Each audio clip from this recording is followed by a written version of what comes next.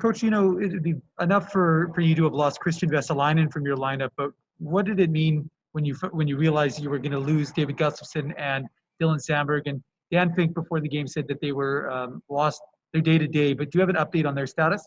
Yeah, they should be players by the end of the weekend. Not tomorrow, but both of them should be. Right now, what I've been told is they should be playing Saturday. Oh, okay. And so your team hasn't, again, because the schedule has been so inconsistent, you Belleville just plays, you guys have that long layoff. How did you like to start from your team? Because that's not exactly an easy situation. The start was pretty much how I expected to be. It was nothing clean. Guys were getting their legs back, their game legs back, the execution, the pace of the game. We got better as the game went on. So we wanted to get by the first period, not to give too much against and get going.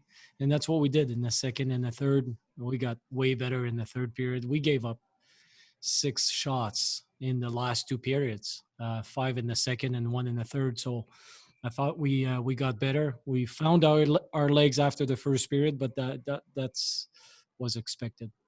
You give up that late goal with 9 seconds to go in the second period, and at the end of the period, you've got guys like Marco Dano really kind of mixing it up, showing emotion. And people could say, well, these games don't mean anything, but tell the players that they sure don't look like they mean something. So, what does that do for a team's kind of mindset when you see a guy like Marco Dano at the end of the period showing that sort of emotion?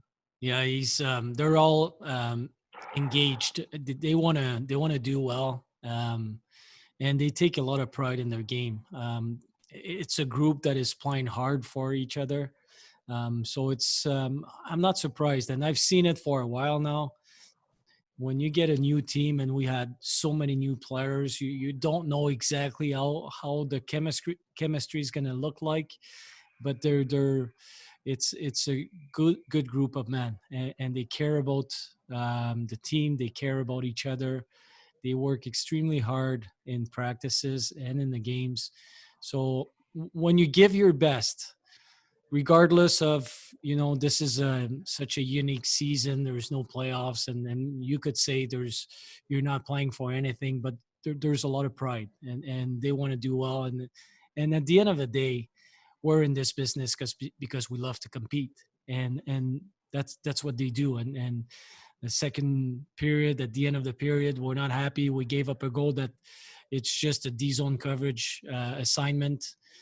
We can easily fix those mistakes. But that's the kind of team that we have, and the kind of mentality and the attitude we have around the team. It's about the culture, and those guys care about doing well and working well for this team and for each other. As a coach, you must take a lot of solace knowing that your group outshot the opposition 17-1 in that third period. And I mean, obviously, you scored 2 goals. You don't get that. You don't win the game or send it to overtime. But there's got to be a lot of positives you take it from out shooting Oh, an opponent like Belleville, 17 yeah, to one. absolutely, Dave. That's the second and the third period we played well, and even in the first, it wasn't a matter of the routes or systems. It was just a matter of execution and get the legs going. So yes, we're and the one thing that I'm really happy with is we worked on different stuff offensively this week, and getting to the net and going to the net. And if you look at the shot map of the third period, we're getting there. It was much better than what we've seen last week or the week before. And so there's an improvement there. Obviously, the style of game is different because we're playing a different team. But the guys were driving the net. They were going to the net. We had second and third chances in the offensive zone. So the process was right. And last one for me, but how much does it mean for your group to get contributions from new guys like Weston Michaud, Peter Krieger, 2 guys working hard? It was evident in Weston's post game that it meant a lot for him. He didn't even know he was going to be in the lineup today. Scores his first pro goal, and Peter scored pro goals before, but never in the AHL level. So what does that mean for you, for your team? Sorry, to be able to get contributions from those kind of guys?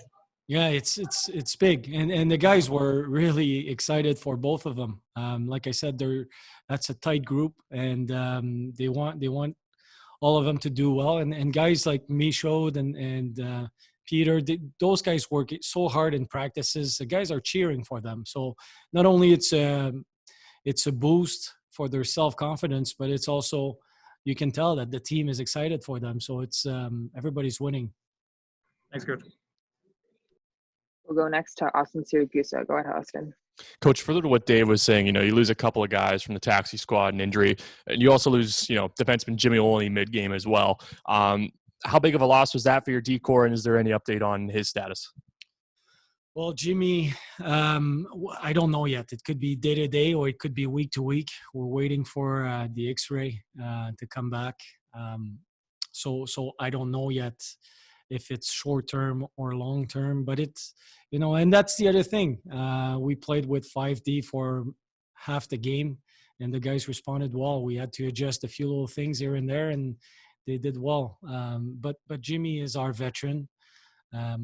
And he's like the old brother in the room. So for him not to be around, and he brings a physical aspect too. There's a respect level when you go and play against Jimmy Oligny, and the guys know it. So it was a big loss for us. But as a team, I thought we responded extremely well.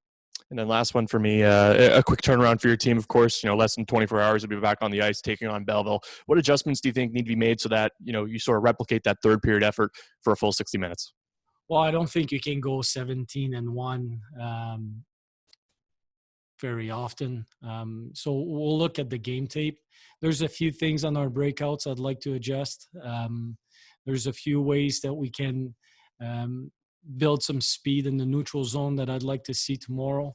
But the scoring chances were there in the third period. So we're going to take a hard look at the goals against and how we can prevent those. The first one is a penalty.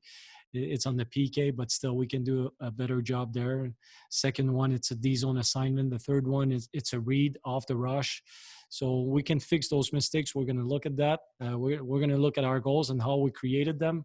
And just a few minor adjustments, like I said, on the breakouts, and we should be good to go.